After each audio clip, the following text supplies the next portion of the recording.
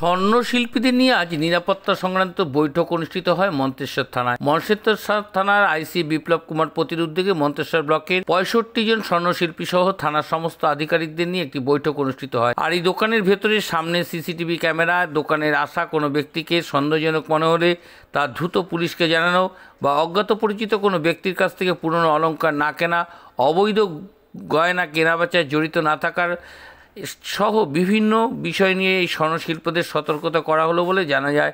পাশাপাশি যে কোনো প্রয়োজনে যে কোনো সমস্যা হলেই পুলিশের সাথে যোগাযোগ করার জন্য বলা হয়েছে এই বৈঠকে অংশগ্রহণ করেন বিভিন্ন স্বর্ণশিল্পীরা।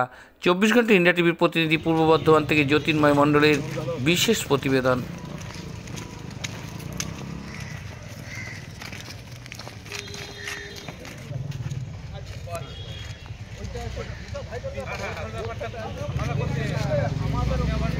পক্ষ থেকে কোথায় এসেছিলেন? আমরা জুয়েলারি দোকানদার হিসাবে আমরা থানায় এসেছিলাম। কি করতে?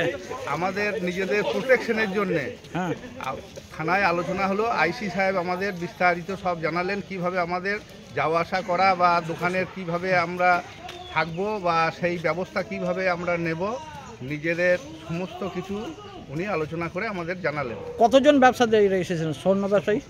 মোটামুটি 65 জন মতো এসেছিলেন। সবই কি মন্তেশ্বর এলাকার? হ্যাঁ, আমাদের মন্তেশ্বর ব্লকের আমরা সবাই এসেছি। আপনার নাম পরিচয়? আমার নাম পরিচয়, আমি শুদ্ধদেব ভট্টাচার্য। ব্যবসা কোথায়? আমার ব্যবসা উজনা মোড়ে। কত বছরে? আমার ব্যবসা 1408 সাল থেকে শুরু। তা এই কি আপনাদের কি সচেতন করলেন? উনি শুধু সচেতন না, সমস্ত বিষয়ও কি উনি আলোচনা করলেন। মানে সিসি ক্যামেরার? হ্যাঁ, ক্যামেরা বিষয়ক বা আমাদের রাস্তাঘাটে চলাফেরা বিষয়কও উনি সমস্ত কিছুই আলোচনা করলেন। পক্ষ থেকে কোথায় এসেছেন? আমরা যে স্বর্ণশিল্পী পক্ষ থেকে থানায় বড়বাবু মনসর থানায় বড়বাবু ডেকেছিলেন, আমরা একটা আলোচনার বিষয় নিয়ে এখানে এসেছিলাম, থানাতে এসেছিলাম।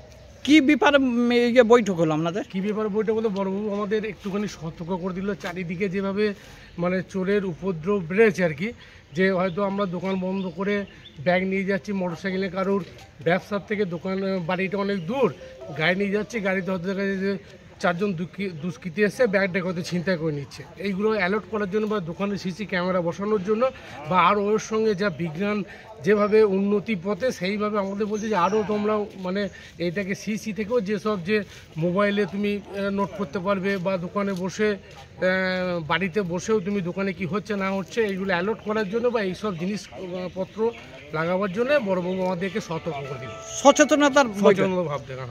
হ্যাঁ, তা আপনারা কতজন এসেছেন? আমরা এখানে আজকে মোটামুটি ধরুন 60-65 জন এসেছি। 65 জন মতো।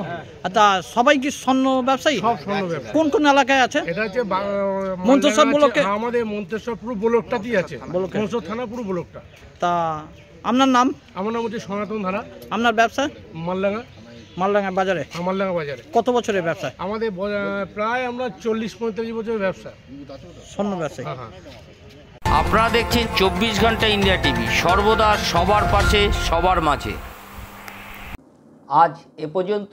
সঙ্গে রাখুন 24 ঘন্টা ইন্ডিয়া টিভি। দেখতে থাকুন সব জেলার সব খবর সবার আগে 24 ঘন্টা ইন্ডিয়া টিভির পর্দায়। নমস্কার।